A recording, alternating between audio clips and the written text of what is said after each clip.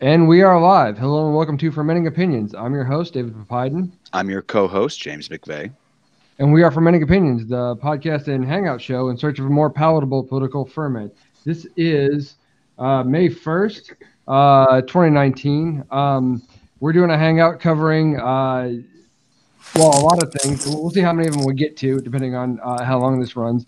But primarily, we're going to talk about the Mueller Report, the Barr testimony in Congress today, and the fallout of all of that. Also, want to cover some of the extremist violence that has been going on abroad and at home here recently. And if we get to it, we want to talk about the sexual assault hoax against Mayor Pete Buttigieg. And sort of the bad faith argumentation that was born out of that. I would like to get to all those things. We're going to see how many we handle. We have with us Brandon, who's off camera right now, and Aaron, and Drew, and my co-host James McVey, and we have Mike Potter from Domestic Edition, and my lovely and talented girlfriend Janie is here to join us as well. She's over there in the corner. Say hi. Hey. And yours truly. So let's get started. The Mueller report's out. It didn't sound anything like what William Barr described it to be. Who wants to lead in with that? I'm throwing it to Drew. Everybody Drew is wide open. Hang on, this one's going straight to Drew. Yeah, I was right. I said it back a couple weeks ago that I was right, and it's exactly how I put it. Okay, so do you want to kind of run us down that avenue a little bit? What did you say? I'm too tired. Oh, okay. Just accept you my were right. rightness. That's the important part. Okay.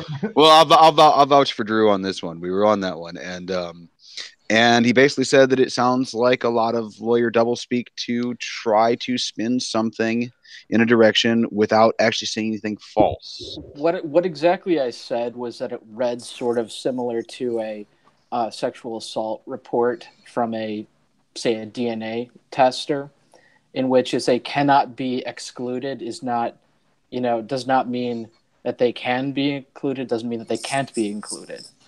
It's just sort of, it's very, very broad, and unless you look at it from a specific angle, you're going to sort of miss it. My personal view on it is, if you look at that, if you take the idea that someone punched you in the groin, but you're not allowed to say those words, how would you go about writing a report making it very clear someone punched you in the groin, even though you couldn't accuse them of that? Because that's pretty much what the report is. They could not say collusion because Mueller said that's not a legal term, and they could not indict because that is against Justice Department policy, but they lay out a really, really convincing case for indicting on. It's very compelling. Yeah, I would like to take that into two different parts, because Mueller also kind of bounced into. Thanks. Mueller really bounced into the first part, saying that we can't find any coordination, conspiracy, or any kind of tacit or express agreement between Russian actors and the Trump campaign, which I think it's fair to say we couldn't prove collusion under that. That's fine. Yeah, but then he basically said, here's also nearly 100 instances of people involved in the Trump campaign interacting with Russians and them dancing around everything that happened. No, they didn't actually collude, but they sure as hell benefited from each other. And it was kind of understood that they were benefiting from each other. It just wasn't like a quid pro quo. It wasn't an agreement that we'll do this for this or this for that. It was just kind of like, hey, we want the same thing. Well, and there wasn't that agreement. It was just, if there was that agreement, we didn't find it. Here's all these other things that sure. It was too disconnected, I think, to the top is really what it was. Yeah. And we talked about this on the podcast we did, kind of breaking this down last week, about it got pretty close with the Trump Tower meeting and FARA violations by Don Jr. and by further extension Kushner, but Kushner wasn't going to fall for that at all. But with the Don Jr. situation, it's just too vague, and there was no provable follow up at all for anyone to actually call that a FARA violation. However, if you'd have pulled a FARA violation out of there, it would have been like one of the first instances of that particular section being prosecuted. But it also would have been direct evidence of collusion.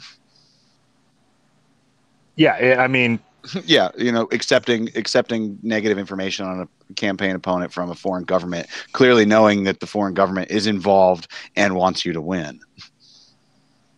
Right. Yeah, I mean, that's basically what it was. It was just kind of like, man, this really fizzled out. Like, nothing happened here. Like, Russia tried to pitch them a very secretive meeting, and they were too stupid to really understand what the meeting was about, is the impression I got. It's like, 100%. Hey, we want to talk about Russian adoptions, and by that we mean kill the Magnitsky Act, and we'll get you elected. and we then touched on a lot of this because we did a podcast episode, sort of like a more detailed breakdown last week of the Mueller report and sort of the two sections and what it entails, and a lot of this was covered. But like, I think one of the reasons why we're sort of revisiting this right now is because we've seen a lot of I'll just describe it as pushback or just a very different narrative about the contents of the Mueller report and Barr's statements about it that seems to contradict our understanding, which is why we're trying to have a conversation about it. Unfortunately, a lot of people who were promoting that contradiction are not here with us. Hoping Aaron and Brandon can jump in for a little bit more of that, but that's sort of why it was of such interest. Aaron, you're still currently muted there. Did you have something that you wanted to maybe contradict us on here? As far as which part of it again? Really, just the contents of the Mueller report and whether or not it seems a lot of, and I don't want to speak too overly generally, but go ahead if you had something. I think do I think that he mishandled this? Absolutely. Do I think he should have listened to the advice of his lawyers? I absolutely certainly do believe that. But I also think that, I mean, like we are bypassing the point that he was falsely accused here for about 2 years. I mean, we had news organizations that were saying that he was a Russian agent. I mean, there was literally very little to nothing to come up with that, and so I do think he handled this poorly. I think that I mean, he is not a politician. I don't think that I think that sometimes he certainly thinks that his gut can tell him more than it probably can. I mean, I don't rely on my gut. If a lawyer tells me something, I'm going to believe the lawyer because that's his profession. If my plumber comes in my house and says I have to replace a line, I'm not going to go sit there and try to slide my hand down the grimy pipe. I'm just going to listen to the plumber and replace the pipe. Wait, but real quick. Okay, go ahead. Regarding that lawyer comment, you trusting what they say, like half the people here are lawyers and half of them are telling you that you're wrong. Yeah, right? Pretty much. I'm just throwing that one out there. Yeah. I mean, I think actually right now I think we have 2 lawyers. It's just me and Drew, but yeah, we're pretty much on the same page here. And the most furious RJ. Whatever. Well, RJ's not with us, I don't think. No, he's not. But I'm just. I should have reached out to him. He didn't show any interest in joining tonight.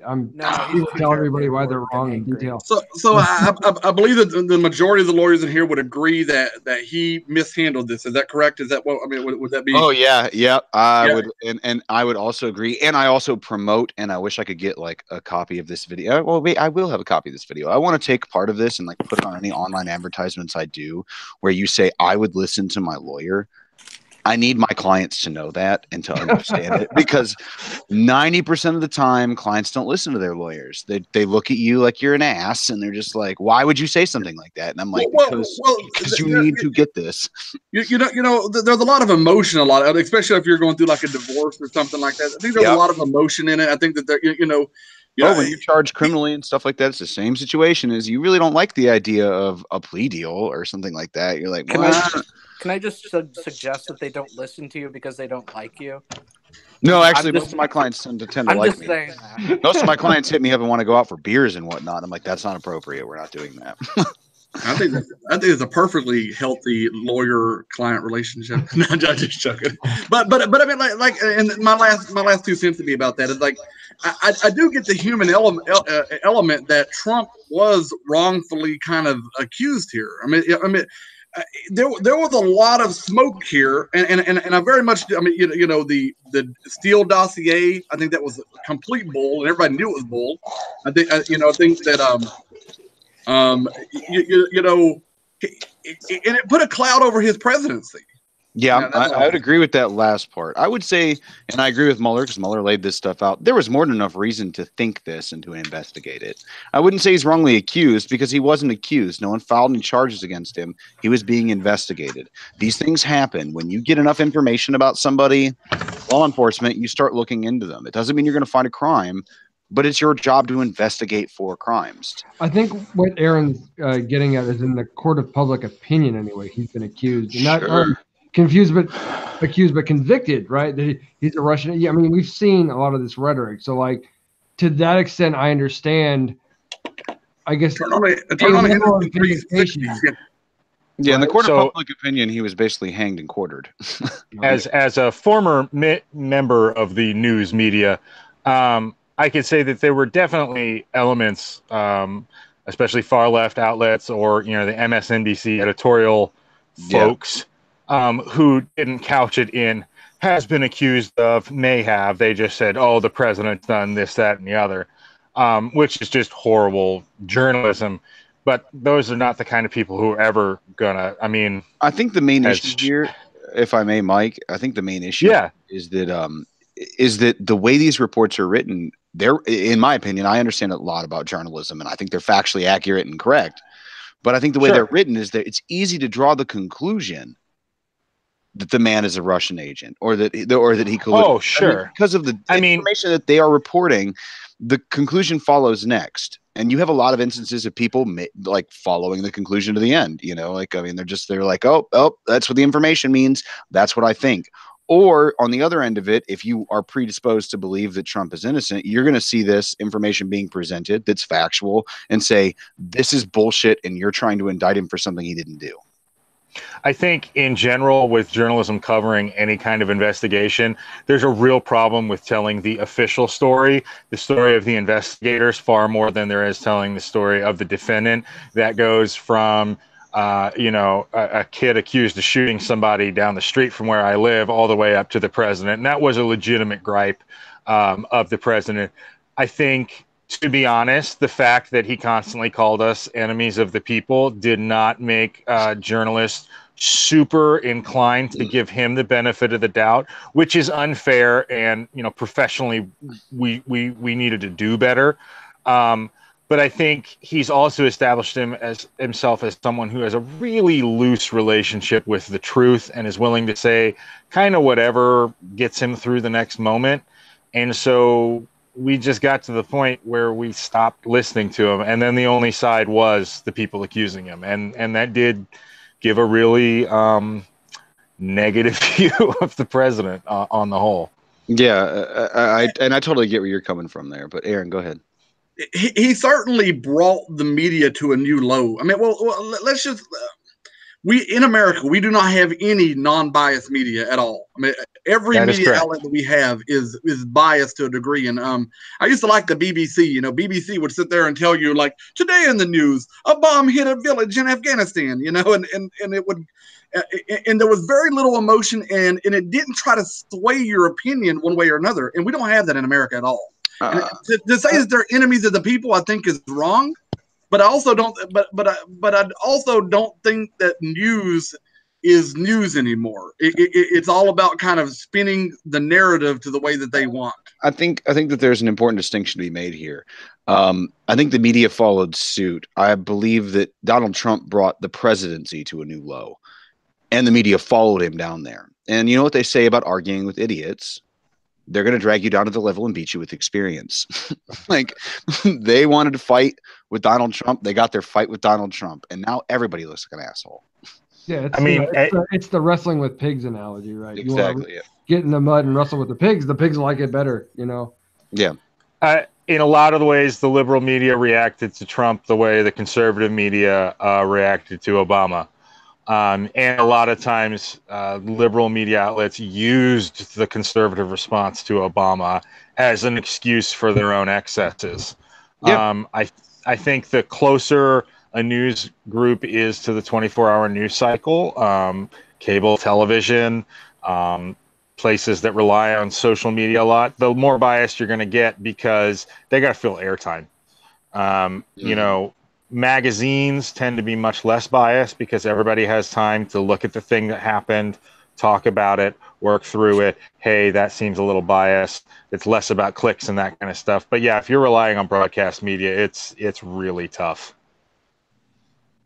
Completely agree with you. Actually, I think a great comedic example of that is Anchorman 2, where they talk about the birth of the 24-hour news cycle and like the dumb shit that they do. Is like, hey, we can just show this police chase live on TV. Like, this is filling up airtime. Great, we'll just narrate it.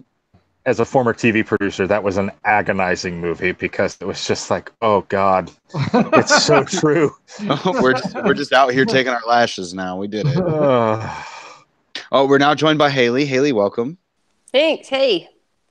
Hello. We're in the middle of kind of talking about general objections to media coverage for the Mueller report and everything else.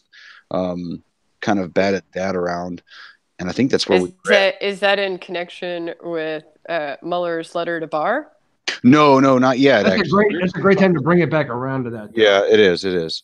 Go ahead, James. Well, okay, so apparently last night, we learned that there weren't just people in Mueller's camp who were upset with the way the initial Barr summary letter of the investigation went down. We learned that it was Mueller himself, and that he actually wrote his own letter to the Attorney General at the DOJ saying, hey, you're taking this entire thing out of context. I prepared summaries for you. I gave them to you. I redacted the information that needed to be redacted, and I expected you to publish them. Like that was the idea. What the hell are you doing? That's basically the summary of the letter. Or at least the Barr summary of the letter. I'm sure there's more nuance than that. Yeah, and even that seems to have been spun from what I've seen based on really just conversations on our own group. Like that wasn't portrayed as sort of damning as of the Barr summary as what seems really obvious by reading what Mueller said in that letter and in the report itself. Seems to flatly contradict the way Barr has portrayed this whole thing with regards to findings, particularly of like obstruction. I think is really the key thing. I think the key thing though to remember is that the president has spent the past 2 years discrediting Robert Mueller in every way that he could, and so he wants people to believe Barr more. And if you're in the president's camp, you're going to go with what the president told you, which is that Robert Mueller's full of shit, and that Bob Barr is the one who actually looked at the facts and gave it to you straight, because he says it like it is. The pushback that I got, the letter that Mueller sent was, short, 4 or 5 short paragraphs, basically that, you're missing context, and it's leading to the media to have some confusing confused reporting, and this is something that is very important to the country and to the news and to Americans and everything now. So because of the confusion in the reporting based off of your summary versus what my report says, why haven't you should just release the summaries now that are contained in my report. Yes. Yeah. That's basically, I think what the specific objection was that one of the critical aims of the investigation was to bolster public confidence in the investigation. And that was what he was critiquing. I mean, he wasn't saying that Barr was wrong. He was saying that the way you did this has completely spun the perception of this entire thing, and you're undermining the entire purpose of the investigation, which is to look transparent and to be clear with the public. Yes, and Barr's hearing today, his pushback was basically that I can't control how the media is going to report on what I say, and Mueller did not say that my report was inaccurate. My letter was inaccurate. He basically, like, I can't control how the media chooses to report. If they're confused, they're confused. Even though you can mislead. You can mislead people with while saying the exact truth. Oh no, he's not some layman. I mean, he knew what he was doing. Mm-hmm. Exactly. No, he did the same thing when he was answering questions in Congress today, apparently. I mean, people are asking him about this Mueller letter, and they're like, hey, so we asked you under oath a few weeks ago. He was very prepared for those questions. Yeah, he was like, hey, we asked you under oath a few months ago if you know anything about, like, these reports about the Mueller camp being unhappy with you. And he's just like, well, I said I didn't because I talked to Mueller and not his camp. So I don't know what you're talking about. And also he said that I was right. Yeah, and then in the phone call. Could I jump in on that? Yeah, like the very last question in testimony had to do with whether or not that exchange was recorded between, I guess, Mueller and Barr with regards to Mueller's general displeasure with, Barr's portrayal of this whole thing. And he was like, yeah, it was probably recorded. And they're like, well, can you show us that? And he's like, well, why should I have to? I'm not gonna let you give me a good reason. Like, what the fuck is that? Like, this whole hearing is about transparency and getting some clarity on the truth of what was, contained in the Mueller report. And why should I have to, produce information that clarifies anything? Like, don't forget. Also, should we hear from Mueller? Should Mueller testify? Absolutely. Well, I think Mueller is planning to testify already, isn't he? And I think it's going to be a great thing to hear. Actually, we have zero confirmation of that. Actually, we have no confirmation. Mueller hasn't come out and said he's going to testify or not. The DOJ is making it known that they're not really into the idea of him testifying. Mueller hasn't said one way or the other. I think he needs to testify. Yeah, I agree with that. I think, generally speaking, you wouldn't want the investigator to testify because that's not really his job. But yeah. I think in this situation, under how charged the environment is, honestly, President Trump deserves to have people in his camp questioning Mueller directly as much as people opposed to the president deserve to have a chance to question Mueller. And that's a great point. And I think that you do have an issue there of the Confrontation Clause coming up, is that if you open official impeachment hearings, maybe he could testify, but then shouldn't there be some kind of I mean, how are you going to depose a prosecutor in the middle of ongoing prosecutions? Yeah, I know. That's kind of where I'm at too. Is like, how do you get this guy on record and start talking? Like, no, I think maybe do I want Mueller to testify? Yeah, I want to hear what he has to say and everything. I think it's probably I'd be more like actually agreeable to the notion of, can he testify for the limited purpose of, corroborating, is that what you actually said to Barr? Did you agree that, he wasn't inaccurate? And was it actually you, or was it someone from your camp? Did you speak with him? Just, for the purpose of clarifying what Barr said. But sure. What about things that went uncharged? This is where we become, like I said, again, we're going back to this dangerous territory of Confrontation Clause, and the question of, can he publicly testify about, say, the obstruction elements that he found for like the I don't know what the Confrontation Clause is. I'm a civil litigator. I don't know. Okay, I'm sorry, and now I'm going to get this wrong and look like an asshole. But it's seventh. Yeah, lawyers explain that. It's actually Seventh Amendment. But you have a right to cross-examine your witnesses against you, essentially, especially in criminal proceedings. Very few exceptions, but that's the idea. Is that y'all call it the criminal calls it confrontation? It's called the Confrontation Clause in the U.S. Constitution. Well, I mean, that's what they call it. Yeah, I mean, you got the right to cross. Yeah, exactly. And so the question comes up of, does the Republican Party, like, carrying flack for him, count in that situation? If Mueller is going to testify about things that basically say, hey, I found obstruction of justice counts, and this is what they are, but I'm not going to reach that conclusion.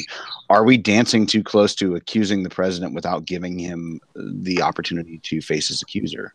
Well, the impeachment proceedings, absolutely nothing to do with the criminal justice system. It's a purely political circus. True, but you still have certain privileges and rights granted by the Constitution. Like, I mean, even during an impeachment proceeding, like say trial or whatever, the president can refuse to testify. You have a Fifth Amendment right not to incriminate yourself, as one example. Sure. I guess that there's not an ongoing investigation that Mueller could comment on because he was very smart about handing off anything that was not directly pertaining to this whole Russian/obstruction question. I mean, he gave everything else to the Southern District of New York pretty much, didn't he?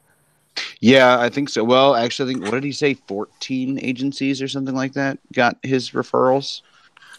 Yeah, I mean, there's like a dozen other investigations going on. Yeah, exactly. The shit's hitting the fan. I mean, I think that there was 12 listed in his report. That we don't know that were classified. We know about all the ones that he's referred. Yes, that have gotten. That's happened, and that's been public record. I And don't think we know how many are ongoing that they're pursuing. I think, and he was very careful about that. That was in his list of numbers that Barr. I mean, that's why I said you can't, you know. He just said that I'm going to depose a prosecutor about his current prosecutions. Yeah, well, Mueller's out of the prosecutions, and obviously he can't answer questions about. I don't think we know that for a fact. I mean, I'm not saying that he's like. I'm not trying to say he's prosecuting Trump or anything. I'm saying that we know about what he's referred. Yeah, and his camp has been disbanded. Like the special counsel's office has basically been disbanded. He's no longer at the Department of Justice, so his role is done. What I'm saying is that anything that was left to be prosecuted, they specifically said we're not issuing any more indictments. We're done.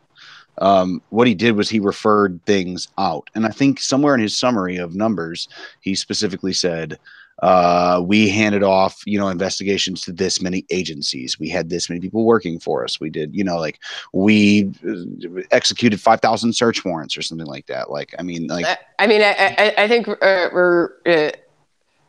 think I have a little bit more nuance that I just don't think is getting clearly conveyed right now, but I don't think it's really a necessary point.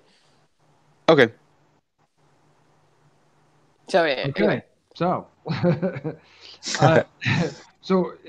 essentially, for me, the takeaway, if just to summarize this, and maybe we can move on to other topics, is that it seems a lot like, and this is my partisan take, is that AG Barr served very much as like press secretary Barr, in terms of drawing conclusions that weren't really supported by the information in the report itself. And that's really the source of these hearings in the first place, in the contention that he's been called out on it by a lot of left-leaning people, by Mueller himself, about how he characterized this. Where Mueller, from my reading and our understanding, and the podcast episode we did last week on it, that he very much showed a path towards an impeachment referral, and laid out elements of obstruction of justice on, I think it was what 4 counts? Four, arguably 5, I guess. I've been doing more research on that and reading more about it. Arguably 5, but 4 solid ones. That they meet all of the elements for obstruction of justice, and pointing out himself that he's constrained by essentially standing policy, that he couldn't make those indictments himself. Not that indictments wouldn't in other circumstances be inappropriate, say if he wasn't a sitting president, but that he can't make those indictments because of standing DOJ policy. And that was construed by Barr saying, no collusion, not a thing. It was a legal thing anyway, and no obstruction because I say so. You know what else? I mean, so was that a partisan, like a hyper-partisan takeaway? Was that how you interpreted that? It was a fairly partisan take. I don't think it's completely unreasonable. Please, someone push back. No. Did you see any of the testimony he gave today? I saw kind of little bits and pieces of it here and there as I could. I kind of agree with you, Pavon. I mean, absolutely. I think they, but this is exactly what Trump wanted in an attorney general. I think he got mad at Jeff Sessions because Jeff Sessions didn't protect him. Yeah. Am I saying that makes Barr correct? No, I don't believe that does, and I certainly think it's going to be good for everybody to hear from Mueller and to see where Mueller deviates. But I mean, and I'm not anti-Barr, and I'm not anti-Trump here, but I do believe this is what Trump wanted him to do, and I think this is just what he did. Yeah. I mean, this is the whole thing. You just needed to make it believable to people who wanted to believe the president didn't do the bad thing. Barr's done that. People can point and say the friggin' attorney general said there was no collusion, and even if the attorney general goes back on it or whatever, or Mueller doesn't agree, I mean, in the political circus, who cares? Yeah, I mean, if I can say this, like saying no collusion is like saying he didn't sexually assault a unicorn. Like that's because that's not a legal thing, right? Like you can't. Well, that's why he's made it about collusion. So therefore, he's not guilty of it. Like Barr is a very solid choice for this position for Trump. He's way better than anyone else who is in this kind of spokesman position. Way better than someone like Cohen or anyone else, Manafort. And I'm not like putting him in that category. I'm just saying. One of the seeds that he planted today. It's my understanding that Mueller did not have the power to actually make a recommendation for impeachment on the grounds that he committed obstruction of justice, although he laid out in at least 4 instances where there was substantial evidence for each and every element to prove it beyond a reasonable doubt. So based off of my understanding. And Barr today repeated the phrase that he was surprised that Mueller didn't recommend, bringing obstruction of justice charges, even though, the whole "you can't indict a sitting president" bit. And basically, he's already planted the seeds, and in fact, this report is just an assessment of facts. It doesn't actually do anything. It doesn't bring charges. It doesn't actually recommend impeachment. And it surprises me that it doesn't, because if it really is the substantial evidence for every element, why wouldn't he, kind of thing. But it's my understanding that he actually didn't even have that ability. But Barr's good. Barr is something to be worried about. But this isn't Barr's first rodeo either, though. I mean, he no, that's true, because Barr is already covered for all of the Iran-Contra scandals. He's already helped hide a lot of crimes. He's real good at it. Yes, he's very, very good at his job. He has experience. Yep. Comes usually...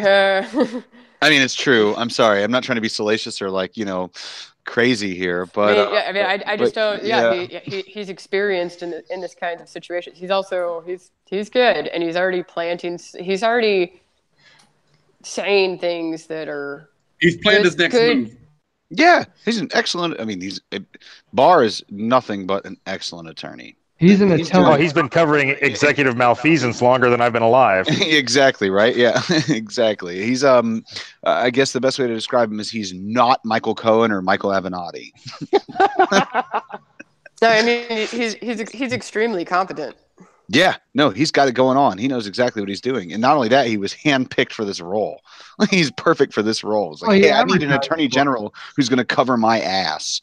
Who do we have? Well, we've got that guy who just wrote a memo to us explaining why you can't be charged with obstruction of justice. And also, as a bonus round, he got Reagan's people completely out of shit for Iran-Contra. Yeah. Let's leave Oliver North out of this. I will never leave Ollie North out of anything. Ollie North is a great asshole. He's such a great author, guys. Oh man, no, Ollie North's a piece of shit. And I'll say I mistakenly read one of his books years ago, and he's done real good at the midway through, and I was like, "This is dog shit, and this is why." I mean, look, learn to fall on your goddamn sword when you get caught doing illegal shit. Like, just shut up and take the bullet. Deny, then deny some more. Then they counteract. Don't talk.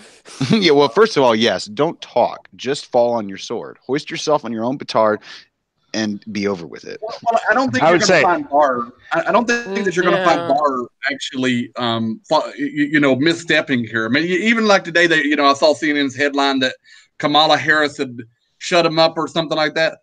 He was expecting that comment, and he was expecting, how do I answer that without perjuring myself. And so he just kind of Haley mentioned that just a minute ago. I mean, I didn't get to see much of it, but he was very polished. It was nothing less than I expected. I mean, actually, the Kamala one, that wasn't a good. I actually think that question threw him. Yeah, I mean, she did thump him pretty good, but Barr knew his job was that this day was going to come for him when he wrote his summary. Yeah, how badly mischaracterizing that it was of what Mueller actually said in his report, and he knew he was going to sit through hearings, and he knew all he had to do was weather it for a couple of days, and it doesn't matter how just shamelessly. I think what it was is he knew that whenever you just get the point you think it's just like, oh my god, this is just amazing evidence. I can't wait to cross this person on this. This evidence is so great. I don't even really need to do anything. Everyone kind of harped a lot on. You said no one from the Mueller camp talked to you about mischaracterizing your, complaining about your summary that you released, and you told us that at the April 9th hearing, didn't you lie then? You had Cory and like everyone, that was the majority of the hearing, and he was so prepped and so prepared on that question. In a way, it's sort of because everyone is, trying their, I think everyone got 5 minutes. Everyone spent about 1:30 trying to get a good, and you lied, didn't you? And that was and Haley, thanks for bringing that up, because that was my main complaint based on the summaries I read, the things that I had a little bit of time to watch, is that it seemed like this broke down to two camps. Democrats not asking objective questions, but just grandstanding for their own presidential run or whatever the hell they're doing. And then Republicans doing their best to shield Donald Trump and make Barr look like a hero. That was it. I mean, that was literally what it broke down to. So I think we had probably 10 questions that seemed interesting, and Barr deflected every one of them because this ain't his first rodeo, Chief. Yeah, it wasn't that different than all these hearings recently seem to fit that sort of mold where someone gets the floor for, was it 5 or 7 minutes or whatever, and they sit there and they stump for like half of it. They're just bloviating, because they want those sound bites to come back around in the news cycle. Like, this is your time to be asking good questions, especially if you're trying to nail his ass down on something. Like, this is the time. That actually wasting it. That raises a good question that I want to know, because that reminds me of the Cohen hearings that we got to see. Yeah, exactly. The only person who actually asked anything that really mattered was AOC, everyone's favorite darling to hate or love.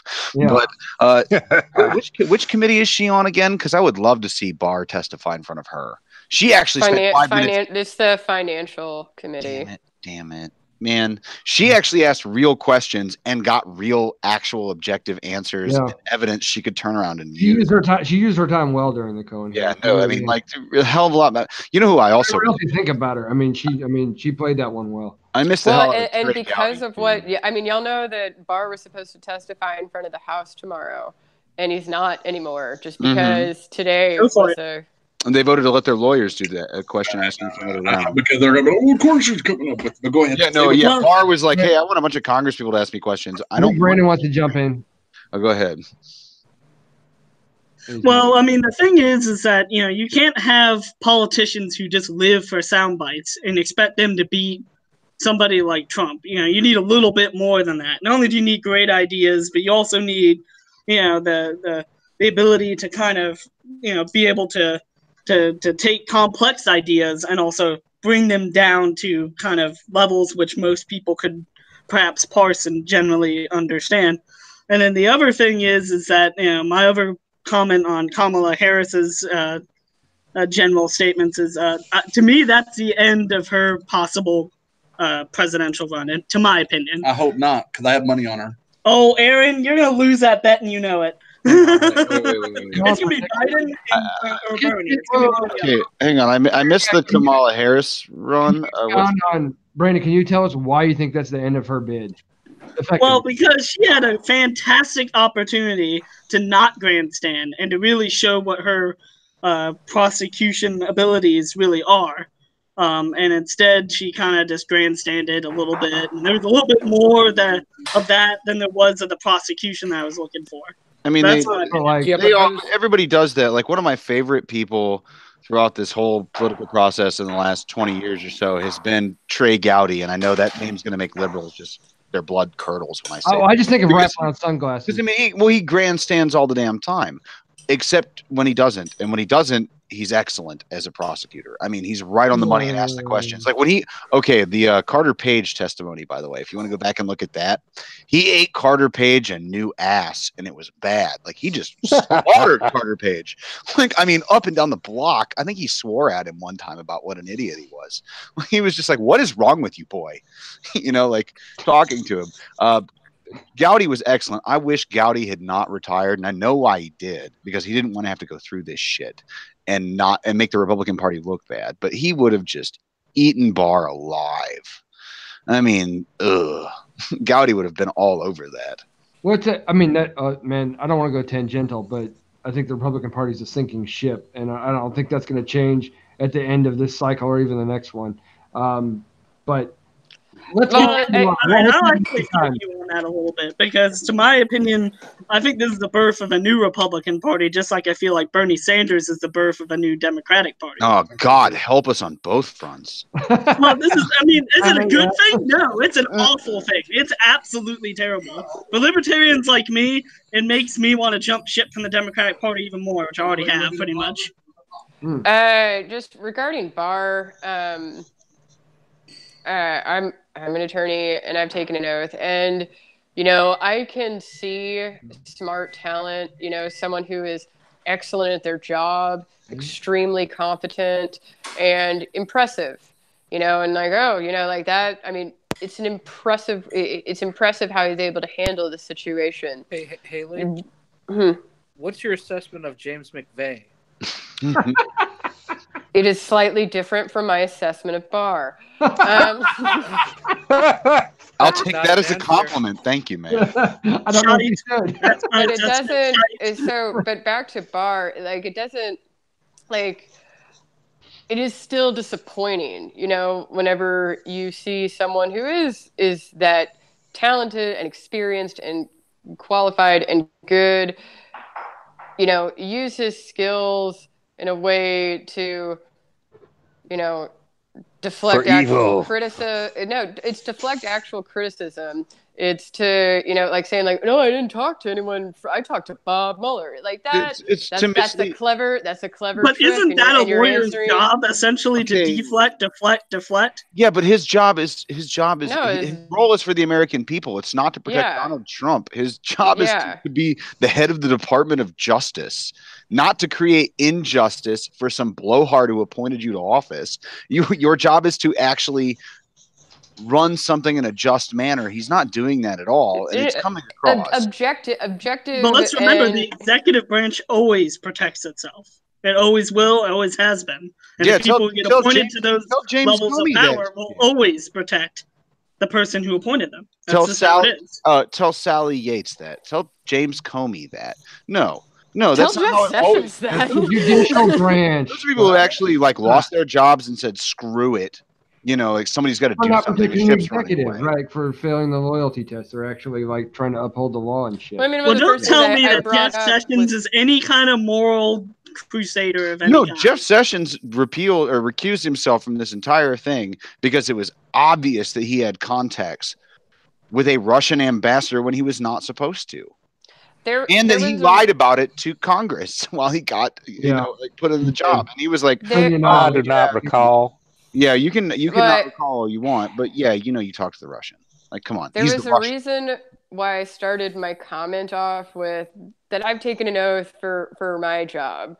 And, no, I don't believe in voodoo, the no thing, but I do whenever you're in that kind of, fiduciary position that you yourself have sworn to undertake and fulfill this position of trust, and the people who you are acting as a fiduciary for and who have placed their trust in you, it's disappointing to see it applied, so touch and go, and, frankly, to omit a portion of his responsibility in that vein.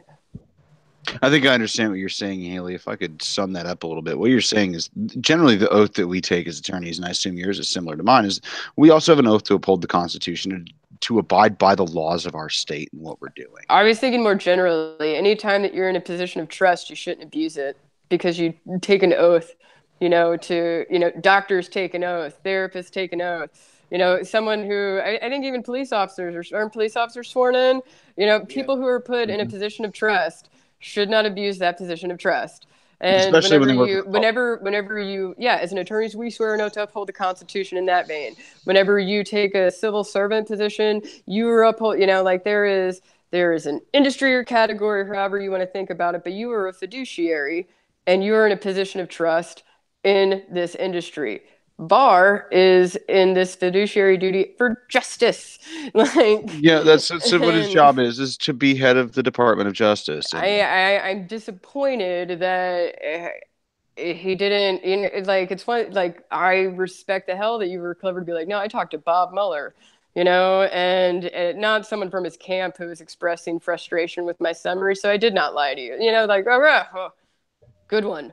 But you're also fucking head of the Department of Justice, man. I do expect a little more from you to be on the level. But yeah, I mean, to uphold your position of trust that you hold. Yeah. If that makes sense. I'm with you. That's my take. Guys, that was a tangent, but it's okay. We should. All right. So, how long has this been going on with political appointees? I kind of agree, man.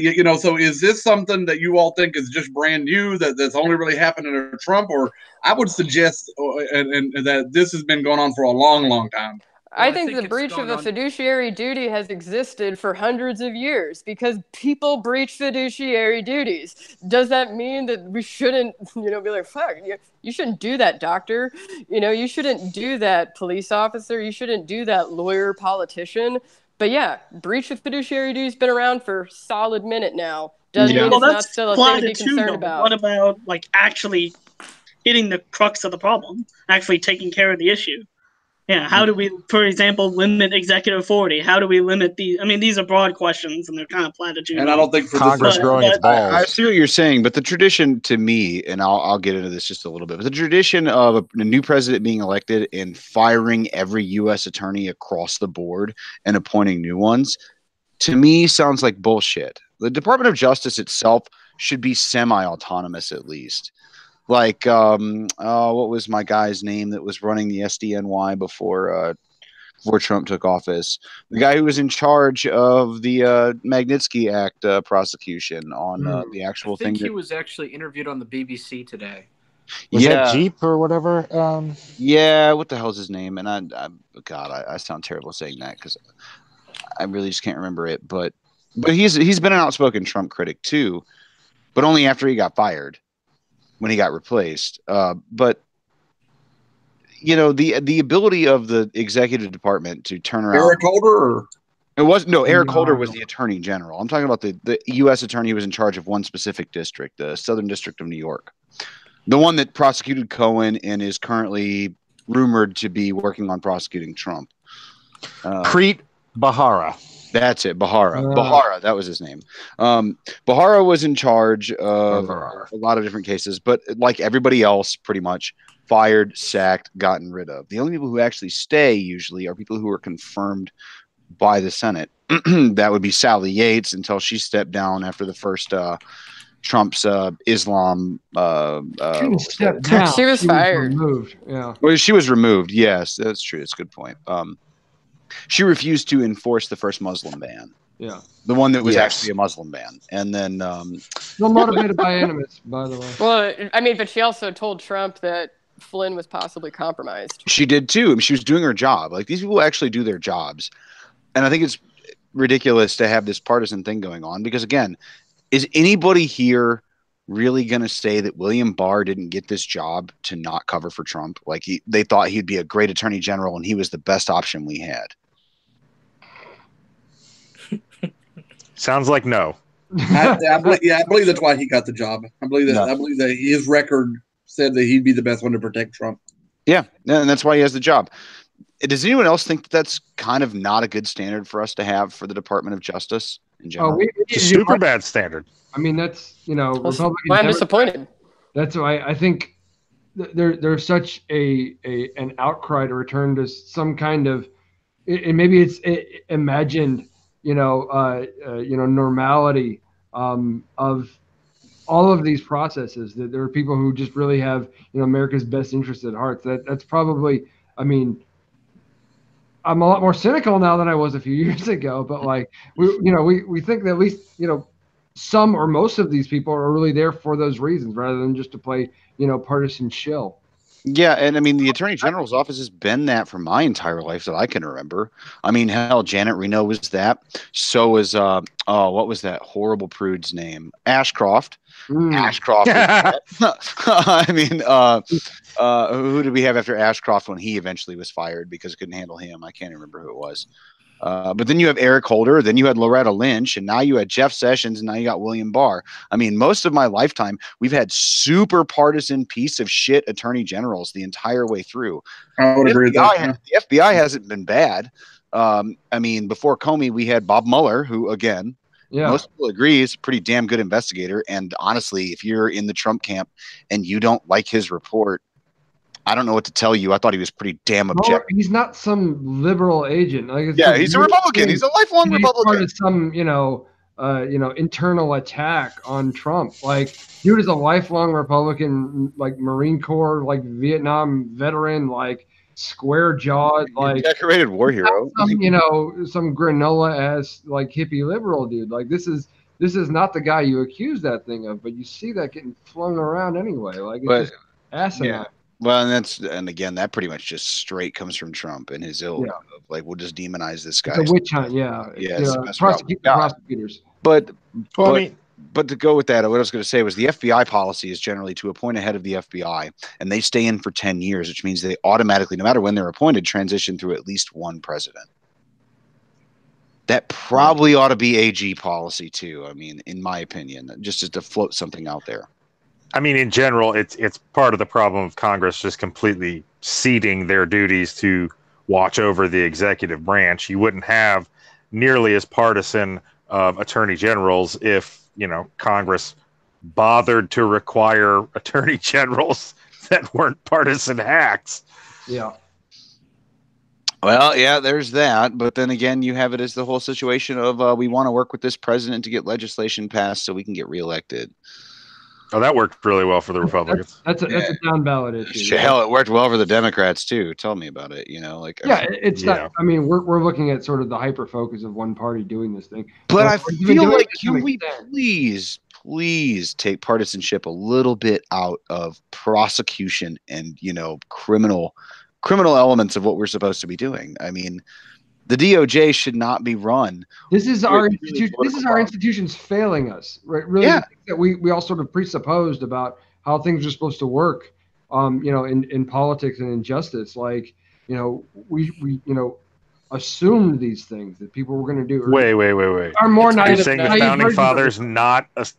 founding fathers not thinking political parties were going to be a thing ended up being a flaw in the Constitution after. They knew that political parties would be a thing, but here's the real issue on what I'm talking about. I mean, Washington there was this thing called the 10th Amendment when they founded the country, and the idea that the federal government didn't prosecute crime, but that's a whole nother issue. We can talk about that. I'm not going down that rabbit trail with you. I don't have the energy tonight. But we should move on because we have other topics to cover. Because I put them in the show notes and I want to cover them. If no one else has anything they want to talk about with the Mueller report, what else do we had? We had Mayor Pete false accusations that. But before that, we had the Sri Lanka bombing and the synagogue shooting, and the shooting at UNCC, and I didn't hear much about that. And then there was a foiled shooting here in Tennessee in Crossville. I mean, which act of violence would you like to talk about specifically? Let's talk about the Easter worshipers. Can we hit that just briefly? Like, there's like we have these arguments. We're gonna hit that on this damn thing because people keep talking about this shit, and I want to hammer it down. And then, like, none of those people who wanted to fight about it actually showed up for the hangout. Anyone want to tell me who an Eastern worshiper is, or Easter worshiper? Easter worshiper. An Easter worshiper is someone going to worship on Easter. And normally, who are those people? I thought the word was Eastern as well. Just sorry. But who else were those people? I mean, what's another word for Eastern? Christians and tourists. Christians and tourists. What do they call them? The CEO Christians? What is it? Eastern Christmas or whatever? Yeah, Eastern Christmas only. I mean, yes. Christians going to Easter service is also a description, but like, it's not like by saying they were Easter worshipers that you're trying to hide what they were.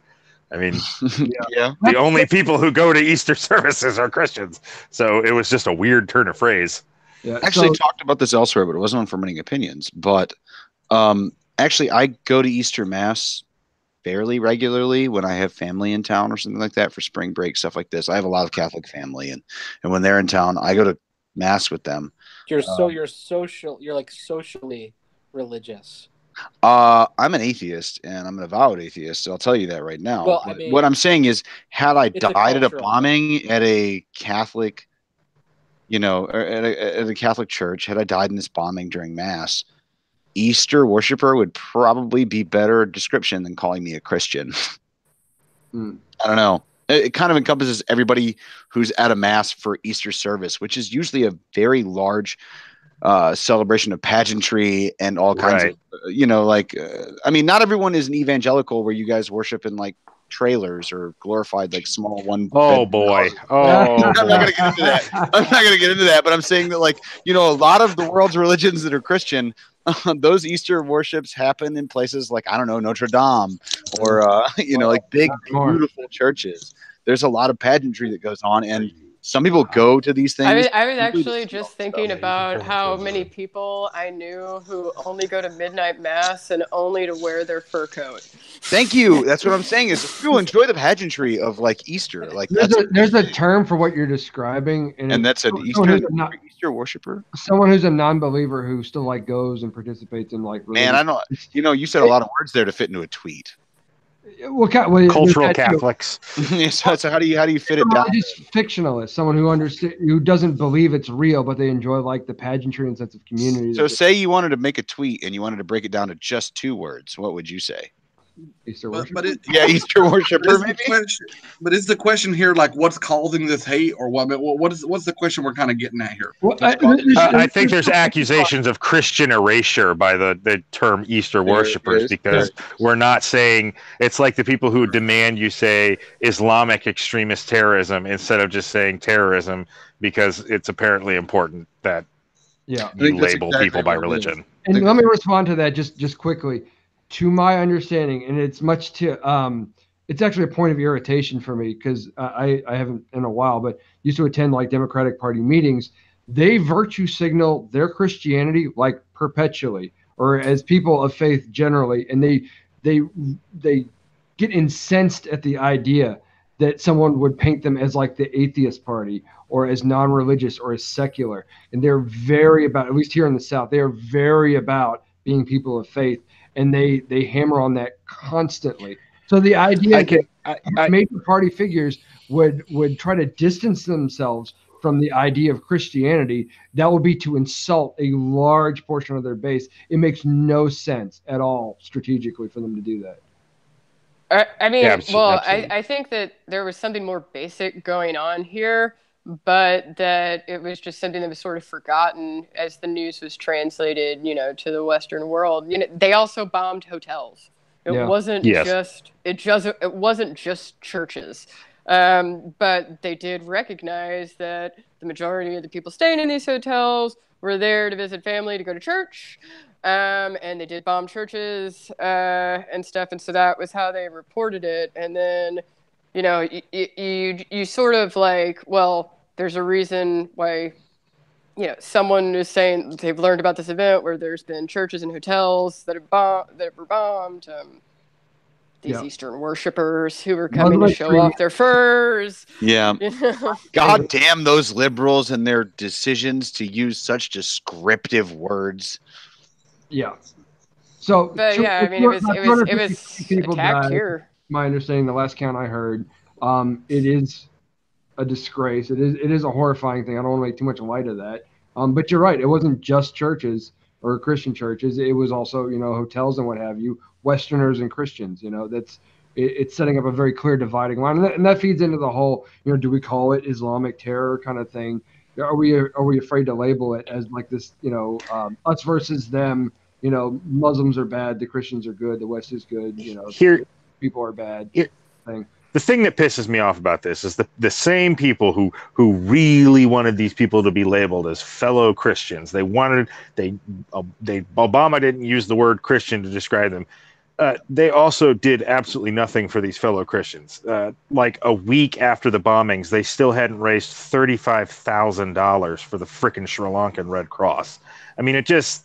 Wow. Come on. It wasn't about that. It was they thought they could score a cheap point against the Democrats. It wasn't about any solidarity with fellow Christians across the world.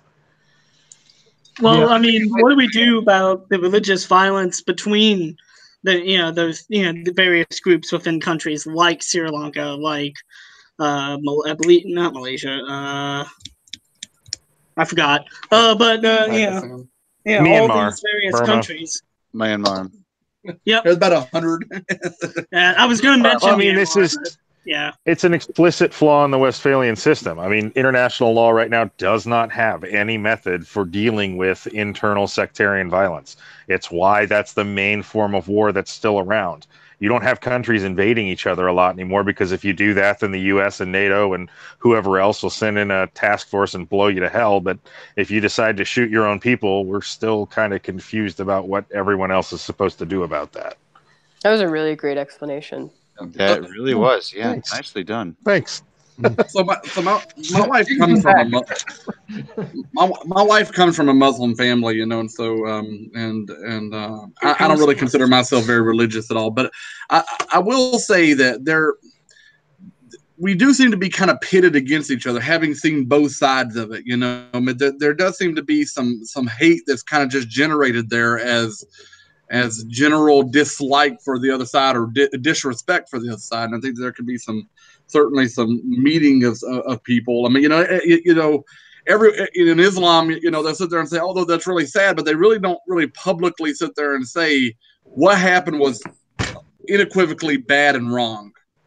When's the last time the United States government said blowing up an Afghan wedding was just a horrible screw up on our part and we were really sorry for it? Yeah. Well, having been in Afghanistan, I think that we did that pretty often, actually. I mean, the reality is that a lot of times we would be fired upon by the Taliban from positions where they were having a wedding, and so then when we fire back, not knowing there was a wedding there, we would hit civilians, and that's not what he's talking about. We're talking about drones. Yeah, I'm talking about I don't want this to sound like I thought you would think killing civilians was blow it off or whatever. What I meant is you can't expect people who had nothing to do with something wrong to have super strong, like our government has killed lots of civilians, mostly on accident.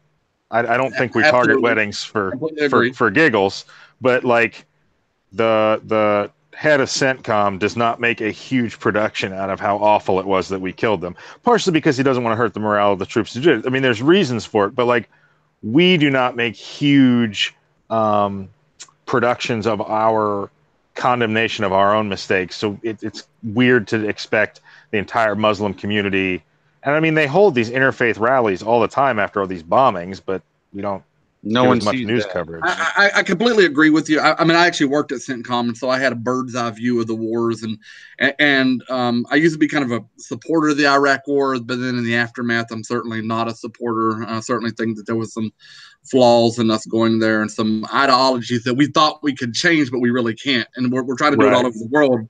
And the reality is that Jordan's a kingdom, and it needs to be a kingdom because they don't really have the ability to kind of think like a democracy. And, and so I don't think that the idea that we can go in and change how the world thinks is realistic. I agree with what you're saying completely in that regard. And I think it's really hard for even we live among Democrats, and sometimes it's hard to empathize and sympathize with them. Imagine being on the other side of the world, and then you're kind of left with the propaganda of being anti-American. Of course, you're going to kind of subside to some of that. I mean, I can say as a Democrat, you know, I mean, we just spent like an hour and a half talking about the Mueller report and how the different sides it broke down into but look what the Democrat AG did under the Democrats and that kind of thing. I mean, it's human nature. Yeah, I don't know. Brandon, your earlier question, I don't know if there's really a good answer to any of this that's practical or realistic. I mean, there's plausible interpretations of a lot of religious doctrine that is pernicious and promotes violence. Like this is what people will do, and it's how we want to react to it and respond to it. I think is the only thing that's really going to make any difference.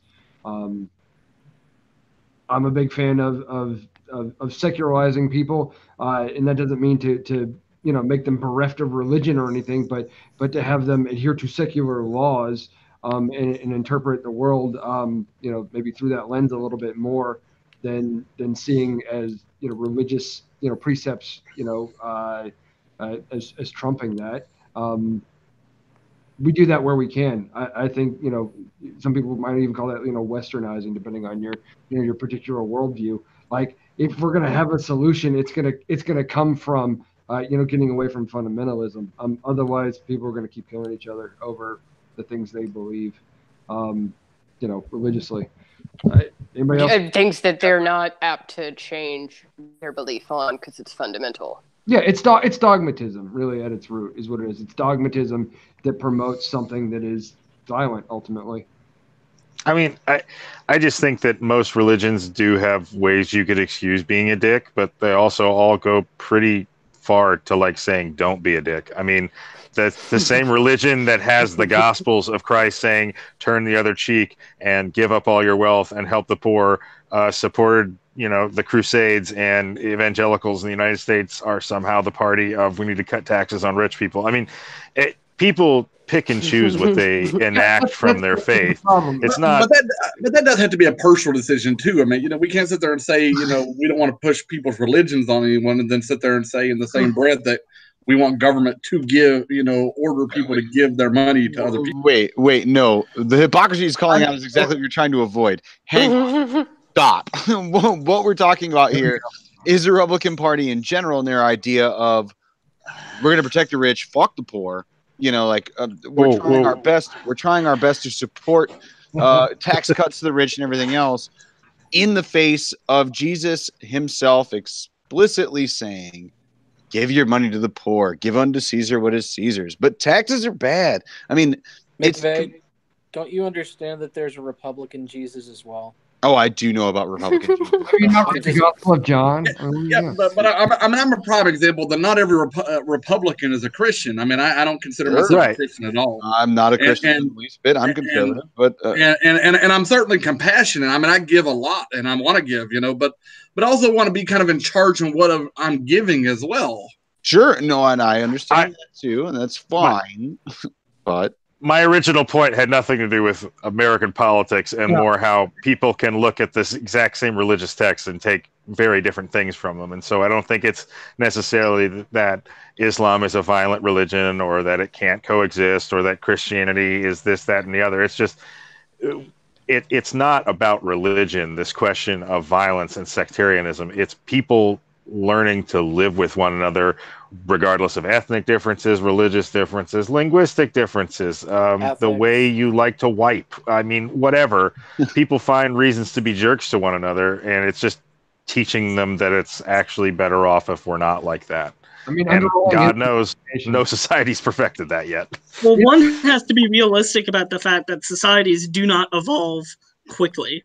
But that also isn't an excuse for why these things generally occur. I mean, I'm a Catholic, but I don't believe in pushing, my Catholicism on other people because I grew up as agnostic, and so therefore, I'm against those principles fundamentally. Sorry for the platitudinal, diagonal. What I had said, I was just kind of paraphrasing actually a statement from Sam Harris a while ago.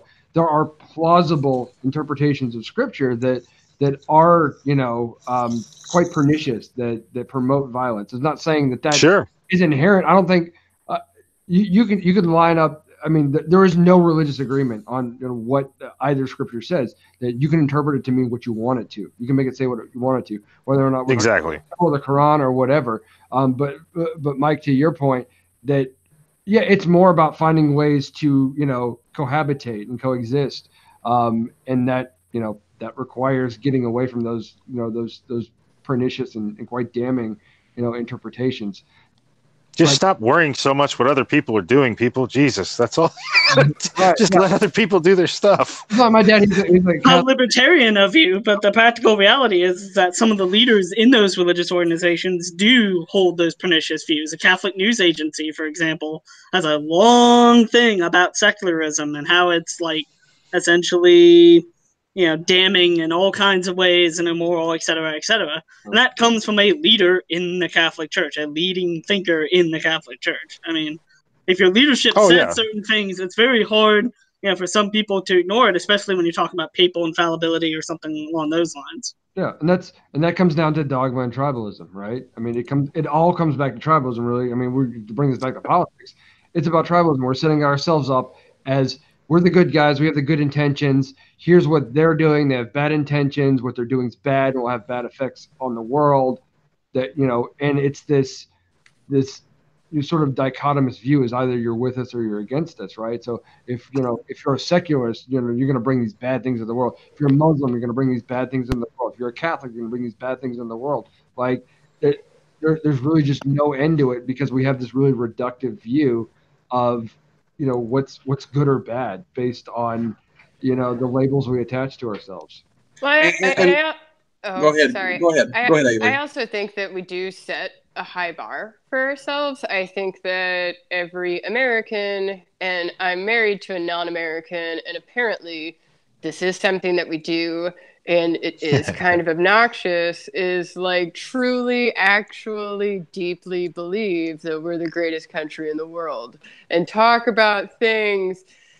I don't know. Sometimes I like explain, like the Electoral College to a European, and then like they just, they'll then say, a one sentence like, what's the, and it's like a very like, oh, fuck, that is a good point. But like, I still can't like just, but I still deeply believe this certain, I don't know.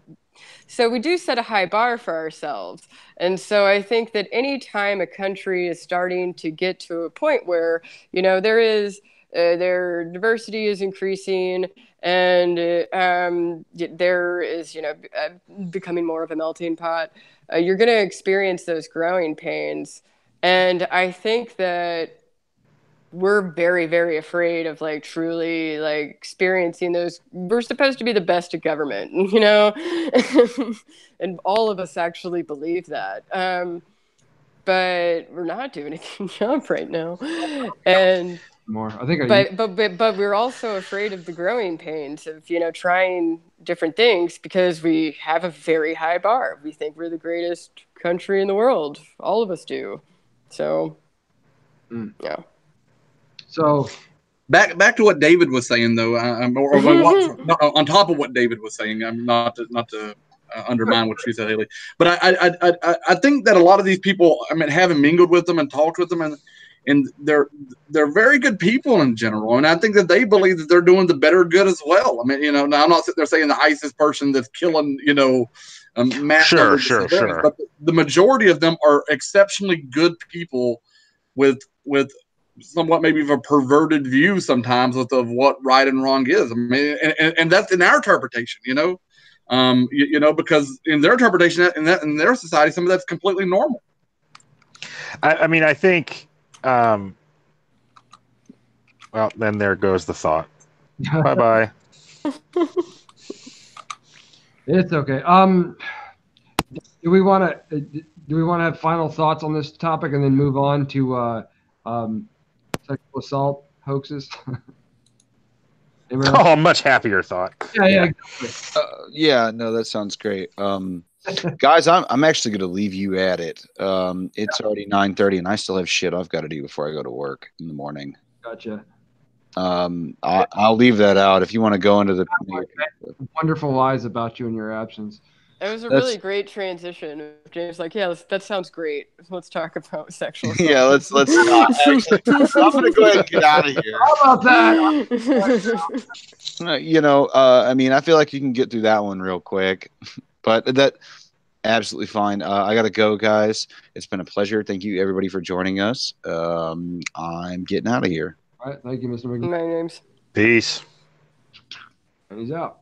So, yeah, if we want to just move on to this last thing, there was a sexual assault hoax that came out. I think it was like Monday that somebody sort of using another person's identity to claim Mayor Pete Buttigieg's presidential candidate sexually assaulted him or raped him and claimed that under the guise of I'm an important politician. It was like very vague, and guy claimed he threw up several times, and it turned out like within that like 12 hours that it was just some like conspiracy theorist like internet personality just completely like fabricated this thing out of whole cloth. It's horribly disgusting, and I think that we're getting into an era of politics where these type of things are weaponized. And I mean, I think that's just disgusting. I mean, and I mean, like, I saw someone post something about it on our group, and I think I immediately said, this is just really bad, and just kind of where we are heading is in a direction of politics. I think you immediately compared it to I think you said something about like the word Judge Kavanaugh, rape and Kavanaugh. Yeah, absolutely. I compared him to that because I mean there was no foundation to that one. There was no foundation to this one, and this one luckily was a little bit easier to kind of completely debunk. Yeah, and I think I have a stupid question. Go ahead, Haley. Like I saw that there was like a blog post where someone was like, Pete Buttigieg sexually assaulted me. More to come. Oh man, yeah. And I was like, okay, yeah, all right. Someone posted a blog post. I saw that like more stuff happened to it, and I saw someone like post an article that so it was a hoax, but I didn't like what there was like someone like Jared something who was like behind it. I actually don't know who that guy is. All right, so. The guy you're thinking of is Jacob Wohl, who is the boogeyman du jour for the left. He's the guy who hired some bodyguards to go in the no-go zone in Minneapolis because Somali Muslims wouldn't let he's been banned from the SEC because he was committing fraud there. He's been banned from Twitter because he keeps breaking their rules. He just does this kind of slimy shit all the time. He's just some finance dude who has a provocative social media presence. Yeah, he was a former finance guy. He was like this teenage wunderkind. He was like 17 or whatever when he got his own hedge fund, and then he screwed it up because he wasn't that wonderful. He was also famous for tweeting that he heard Democrats in a hipster cafe talking about this or that, which became its own meme because the idea of anyone letting Jacob Wohl into a hipster cafe is laughable. Like that's even a thing, though? A hipster cafe. Oh. That is the kind of thing you would describe if you had never, been to a cafe. I know about the hipster cafe thing. I don't know what that says about me, but same guy. Yeah. This dude, he fabricated this thing from whole cloth, and I think the bigger point is that this became, it was troll fodder, and we had we saw that in our own group, is the trolling that came out about it, and the fact that there was like 1-to-1 comparisons being drawn between that and the accusations from Dr. Ford against Kavanaugh. And how, and I really wish Tim was here because he said he was going to come on and maybe clear the air. And I am just calling people the fuck out about it because I'm irritated. Him and then was it David Moyer who had to throw out for being a trollish asshat, and good riddance to that motherfucker. Oh, hi, 12-year-old Owen.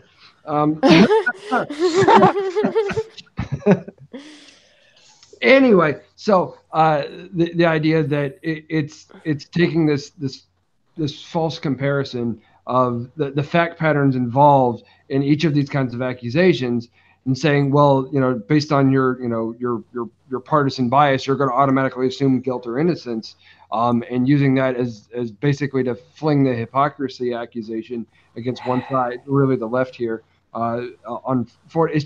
It's so specious and just shitty. And I really thought there was going to be people to push back because they thought they had some sincere points to make about it, but I don't know if we're really going to see that here tonight. I mean, I was a little frustrated in the 2 hours between when the Medium post was made and when the guy who allegedly made it said, "Oh no, this is bullshit. This didn't happen." Yeah. I was frustrated that a lot of my progressive friends were finding excuses to dismiss the allegations out of hand instead of being, my position was, yeah, this is a really weird way to come forward with sexual assault allegations, but I'm going to give it more than 5 minutes since I generally try to at least listen to accusers in general. And so I was disappointed that there were a lot of liberals and progressives who didn't even take that pause. I mean, they were borne out because it was total bullshit, but I think we're going to have to really come to grips with the fact that there are also shitty Democratic men. I mean, there are some people who still won't support Kristen Gillibrand because she got rid of what's his fuck in Minnesota. But I don't think it's fair to be too judgmental on people to react to something. I mean, I'm sure that there are people who, when they initially heard that O.J. Simpson was charged with murder, were like, no, and they reacted. And maybe they didn't have, or maybe they did, after watching the trial or something. So I don't think it's that fair to be super judgmental. I do think it's unfair to immediately throw oh, this is just Kavanaugh or something. When someone posts a blog post, I mean, this isn't someone who is testifying before a Senate committee, after who is still living in hiding because of death threats. Yeah. So I mean, that's saying someone tweeted, Pete Buttigieg sexually. I mean, come on. It reminds me of we the great troll purge of 2018. We kicked several people out of FO, and then they immediately liked our public page, and then a couple of them gave negative reviews. And there was one dude, I can't remember what the hell he's the exact. I think it's our only reviews. Yeah, well, yeah, we have actually most of them are from Domestic Edition people. Thank you guys. It said that we were homophobic. We try to be nice. And anti-gay. That we were homophobic and anti-gay. And just the wording it just struck me as similar to that allegation. That Pete Buttigieg, he said he was an important politician and he sexually assaulted me and I feel bad and I felt like I was going to throw up 12 times and it was just the bizarre wording of it. I was like, this seems really damn trollish. That doesn't mean it's automatically false.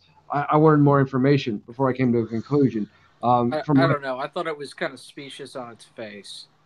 Truth. Yeah, I mean, yeah, it seems. Yeah, I completely agree. I think it sounded kind of suspicious, but also I think that these allegations had to be somewhat substantiated before. Anything becomes. I mean, just a simple allegation isn't reasonable for me to try to go and convict anybody in the public court of opinion.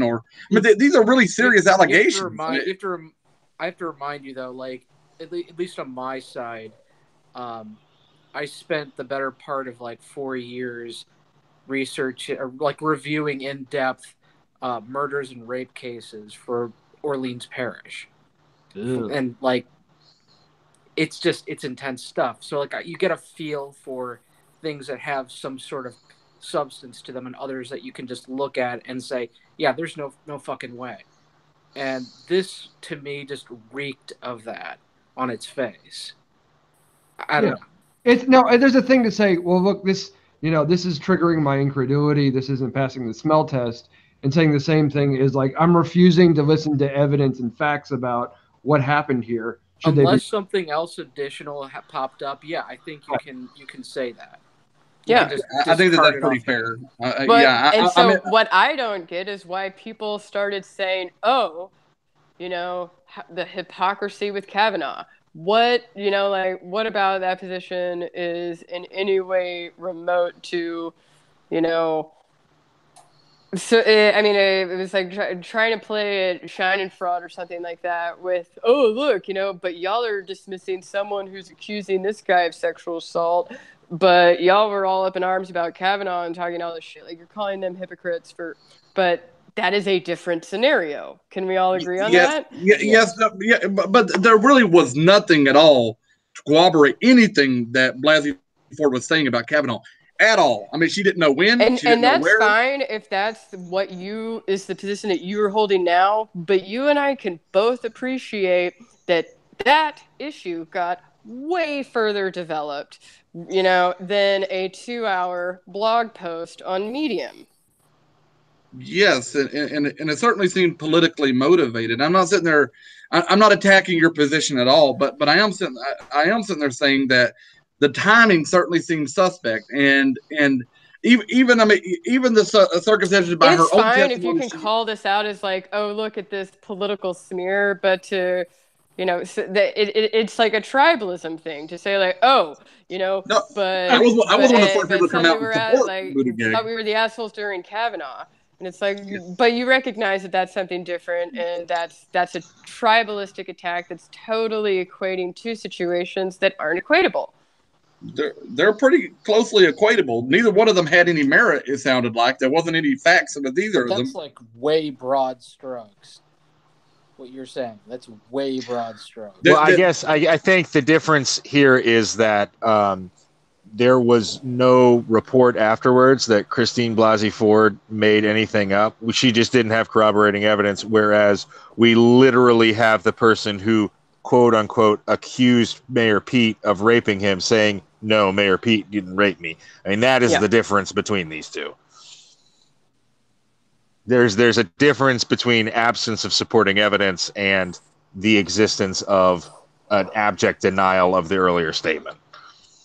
Well, I mean, here's the thing. Well, you can't sit there and politically charge, something that could very well be a crime. I believe but you can also say on the other end of it that if we are politically charging things like these kinds of crimes in the court of public opinion, or politically charging them in other ways, that we really have gone down perhaps pernicious. Is not wanting to elect people who sexually assault people politically charging an issue? No. Well, I don't. I'm not can't answer for him, but I believe the term was always said "believe women," and I am more of the accusers. Believe facts. I want to see facts instead of opinion. I mean, and I get that it's hard, and I never want to underestimate what a woman or man goes through during rape but. If you want justice, you do have to make those hard decisions to go out there and put yourself out there. And I think the thing is we can make that judgment now, where it's much easier, though by no means easy at all, but easier for a woman to come forward with accusations of sexual assault. But until the 90s, spousal rape wasn't even considered illegal. So if you had held your wife down and raped her at gunpoint, that wasn't rape because she was your spouse, and you can't. It's still not illegal in every state. Federally, I guess we repealed agree with it, and I certainly don't ever empathize with any woman because I'm certain that they go through a very traumatic thing, But in that same regard, I can't convict anybody on what I can't see. I mean, that's the reason rape is really hard thing to convict. But what y'all said is the court of public opinion and a politically charged issue. If a bunch of people keep on accusing someone of sexual assault over and over again, or I'd want to know. I think there was only one person that I remember. All the other people were found to be. A lot of them retracted and said that they never even met Kavanaugh. Most of them. I'm not making this fact specific. I'm just saying, in general, if my elected official is constantly being accused of sexual assault, I'd be interested in knowing that. I think that's a thing to assess. And Yeah, I don't think that that's a politically charged thing. I think that, and if all of them are bogus, all of them are bogus. Cool. I think if it keeps happening, that's less likely to be the case. But yeah, I don't see how. I mean, they're elected officials. I think that the issue here is if they were accused of grand theft auto, that would have been handled by police and that kind of stuff. But because rape allegations were so difficult for women to make in the past, they did not make these allegations, which is why they're coming to light now when these men are potentially in really powerful positions because they feel obligated to speak them. But I can also see from the other end, literally any other crime that someone was accused of, we would expect the criminal justice system to handle it rather than it being a court of opinion issue. This is a particular issue with our historic treatment of sexual assault victims. So let me just bring up Roy Moore, for example. And I don't like Roy Moore. I've never liked Roy Moore. I'm not one of those religious zealots, and so I don't believe that. But you had one person who's sitting there made this accusation who said, I added wording to that, to the manuscript of a yearbook or something like that. And then you had a district attorney said, yeah, we all knew that Roy Moore was screwing little girls. And, but it's like, oh, but you were a district attorney and you didn't think that was something important to bring up then? Yeah, I think women are tired because for hundreds of years they've been systematically raped and no one's cared. So and actually, and horrible. Yeah, and, I don't think it's because suddenly. I don't think it's because men of a certain age who've been doing this are suddenly getting into positions of power. That has always been the case. I think they're tired now. And I don't deny that, Haley. And I think that it's disgusting, and I think that it's appalling, and I think that as a society, I'm glad that they're starting to become more of a shift away from that. And I certainly want. I have 3 daughters. I want. If something happens to my daughters, let me tell you, I want them to be there. But I also talk to my daughters about like, hey, there's tough decisions you have to make in these situations. Also, welcome, Mike. Hello. How's it going? We're talking. Good to see you, Mike. We're talking about the lighthearted topic of sexual assault allegations. We've touched on Roy Moore and Buttigieg and Dr. Ford and Kavanaugh, that whole thing, and claims of whether or not we're being inconsistent here. The thing I was going to say about the concept behind the believe women statement, hashtag whatever, is that it's not saying just take whatever they're saying at face value and convict. It's saying don't automatically dismiss, deflect, or victim blame. Let's hear that out. Let's do the investigation. To me, that's what it's always meant. I agree. I totally agree with that. It's not believe woman. It's not don't believe woman. It's believe the evidence. Believe what you know to be true. Don't believe just like hearsay. Don't believe every allegation as gold. It's make women feel comfortable. Not feel like if they come forward with a sexual assault case, that it's just going to be a shitty fucking time for them to bring that claim, by the way. Because you're going to have to deal with victim blaming. You're going to have to deal with people saying, like, was your skirt too short? Were you drunk? You're going to have to deal with, like, I mean, it's not about let the facts be what it be. It's like, all right, let's actually make it totally fine, for people to bring claims and see if they have any.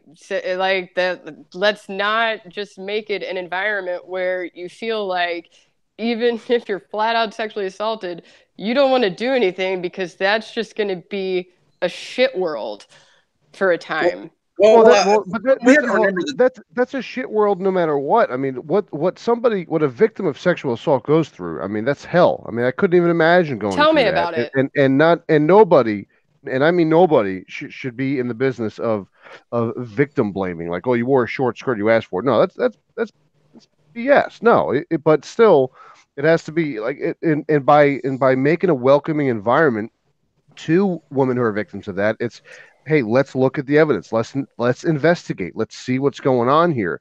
Let's not immediately say guilty. Let's say, hey, we need to see what's going on here. We need to take your claim seriously because that's a serious allegation, and then see what we find.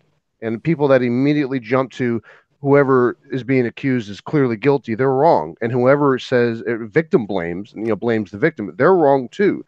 There's an in between there. It's not one or the other. It's just, that's what I mean by what about the evidence. in between of being like, hey, in the past, I think these people jumped the boat to accuse someone of this, and look, they're not jumping on the boat to accuse this person of this now. Oh, how hypocritical! What does that really do? Is that cool? Is that a good environment? Well, I don't know what you mean by that. Like, you mean like if We're somebody talking previously... about the Pete Buttigieg thing, and a lot of people have been Pete comparing Buttigieg, it to the Kavanaugh. That is complete. That was complete garbage. That is like two right-wing nut jobs that are just trying to play the hypocrisy card and failed miserably. I don't know why anybody believes them. As soon as I saw it come out, I was like, these guys, people actually believe what immediately. These guys are saying? Yeah. But right away, I'm like, no way. But both you and Aaron commented on the page, like expressing like outrage about the hypocrisy and comparing it to Kavanaugh. Absolutely, and I stand by that wholeheartedly. Yeah. Guys, hold up a second. Janie had a question. Sorry, it's a little delayed now because I was waiting for a chance to say something. But Aaron, a few minutes ago you said something about you teach your daughters that they're going to have to make tough decisions if they're ever in that kind of scenario. I guess I'm curious, what sort of tough decisions do you teach your daughters that they're going to have to?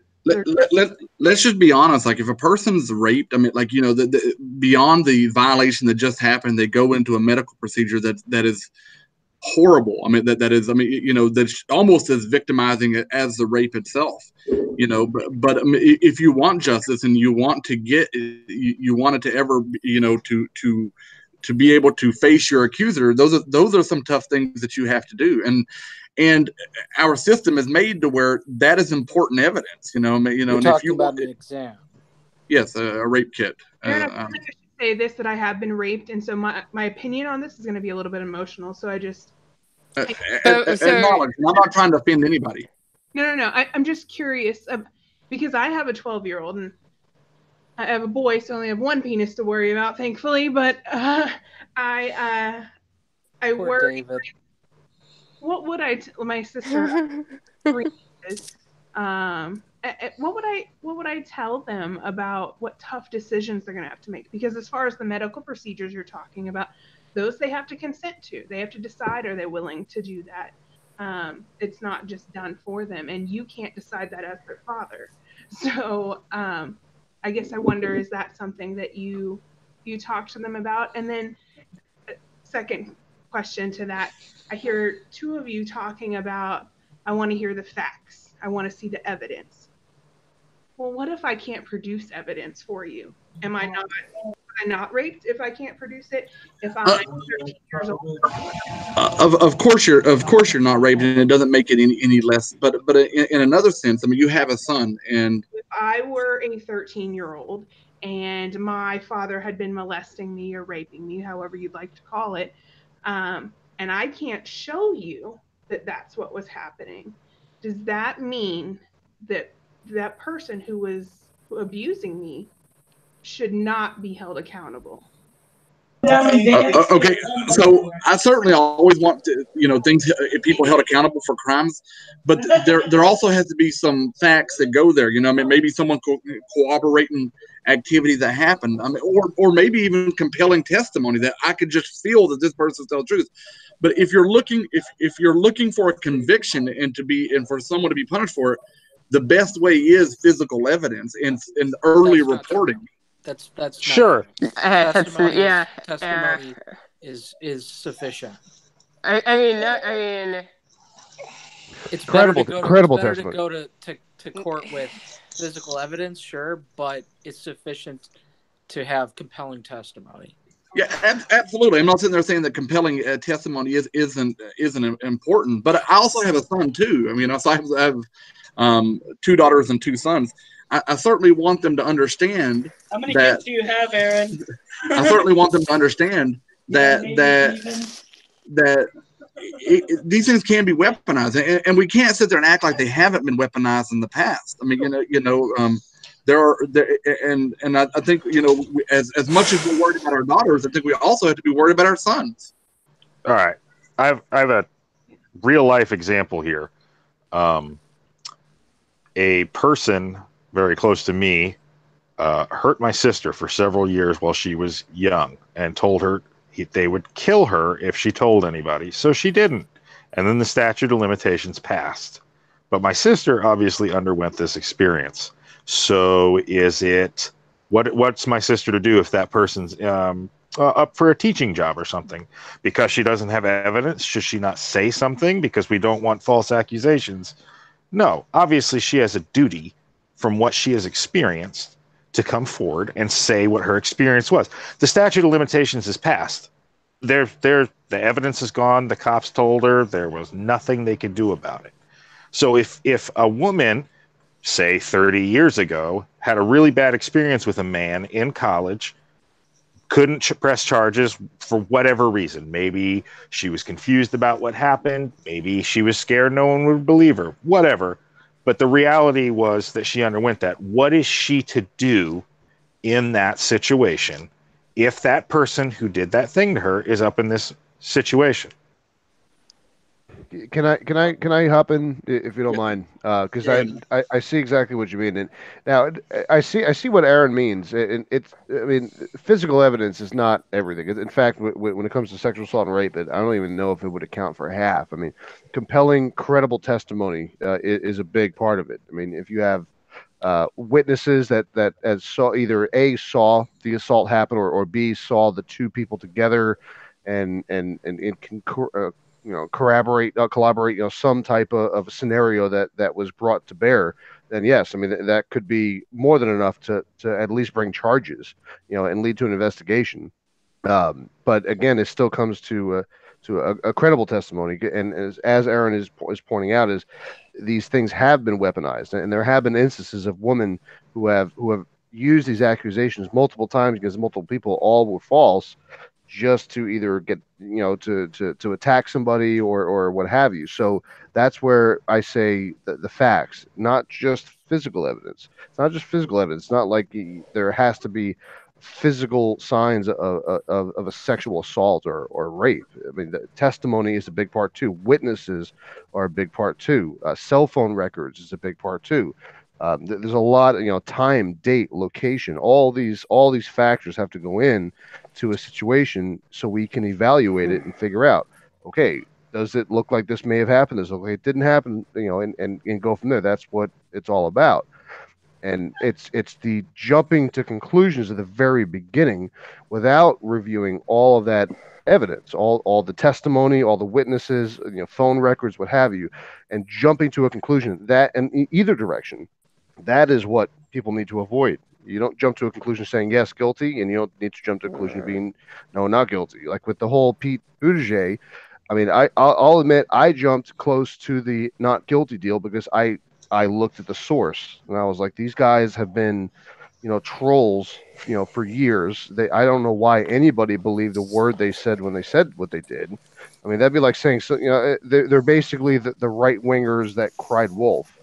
And I was like, hey, if I saw evidence, if I saw testimony and something tangible, hey, I would have said, okay, maybe Pete needs to be seriously investigated. But then, of course, right away, the guy apparently the guy that made the initial statement said, no, they made me say that. That didn't happen. I said, well, yeah, see.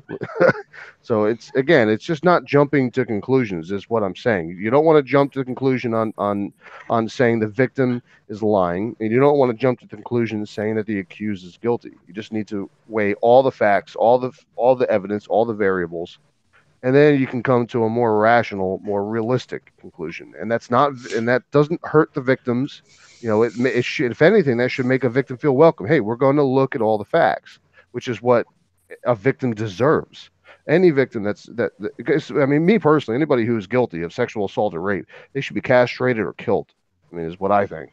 I mean, you can call me, I mean, you can call me aggressive, but that's what I think. That's what they deserve because they're garbage human beings. Like that's as dirty and that's as dark as murder. So kill them, castrate them at least. But at the same time, you got to look at the facts. I guess that the difficulty for me is there was, barring Christine Blasey Ford having recorded the rape in question or something like that, she was never going to be able to prove in any way that would be workable in court that rape had happened. But it's difficult hearing her testimony, which to me was fairly believable and understandable, and certainly more than any of these generally falsified accusations, which have fallen apart within hours of coming forward. Hearing that equated with this this accusation against Pete Buttigieg, which everyone who can read words thought was kind of weird and probably not.